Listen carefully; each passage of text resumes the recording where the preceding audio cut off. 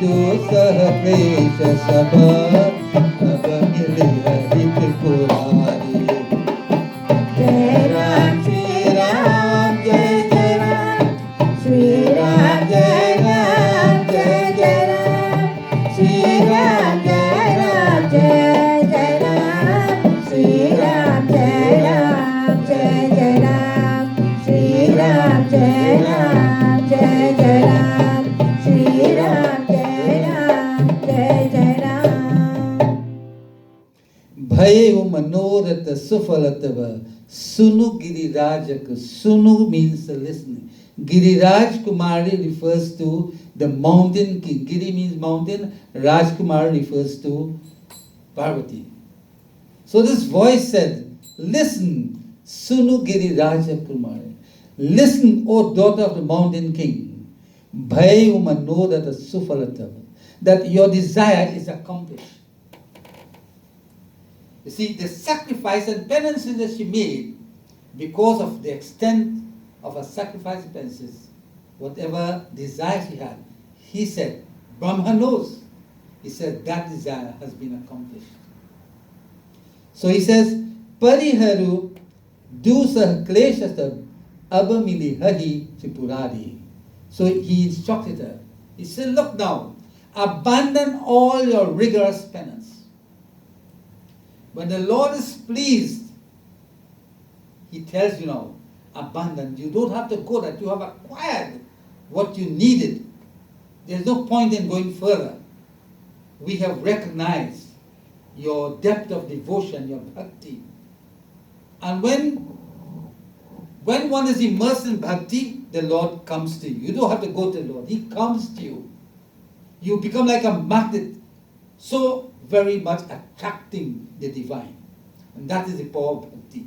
You see, like Saori, her bhakti was so profound that the Lord had to go to her. You see, that was a magnetic pull. The same here. So Lord Brahma is saying, look,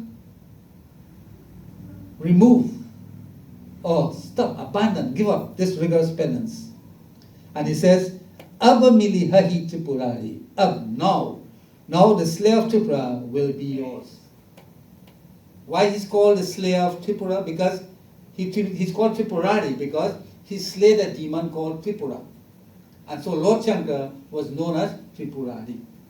So when you hear the name Tripurari, know that it refers to Lord Shankara because he killed a demon by the name of Tripura. And since that they called him Tripurari. So he says, this object of Tripurari, Lord Shankara, is yours because of the depth of your devotion, your truthfulness. Now, I could say I perform in devotion, and my mind could be elsewhere, and everybody look at me and say, well, look, he performed real devotion. But who knows that? The Lord is the indweller of all hearts. He's Antarjami. He lives inside of you. So he knows whether you're faking or you're true. So I don't have to tell you, look, I am a devotee. You know. If I tell you, you can help me.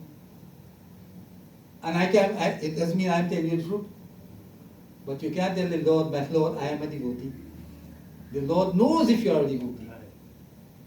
Sari was so much involved in devotion that when the Lord came to her, he said, my Lord, I have not performed any penance. I don't even know how to pray. But the Lord said, he said, first of all, I am a very low person. And lowest of the low am I. I can't even read. I have no power of prayer. And you know what the Lord told her? He said, Sari, one's education doesn't matter to me.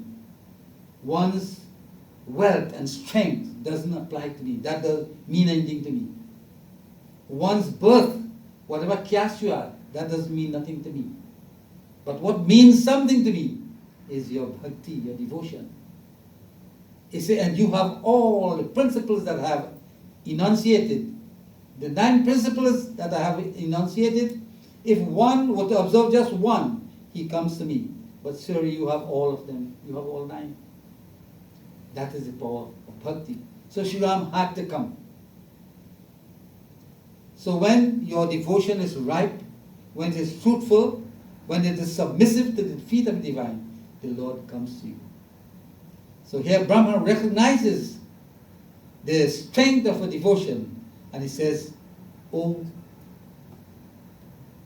Parvati, you can forego all that now, your penance.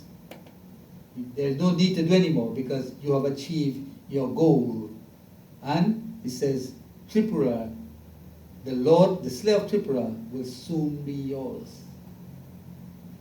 Imagine how she would feel at that, because that was the aim of her penance.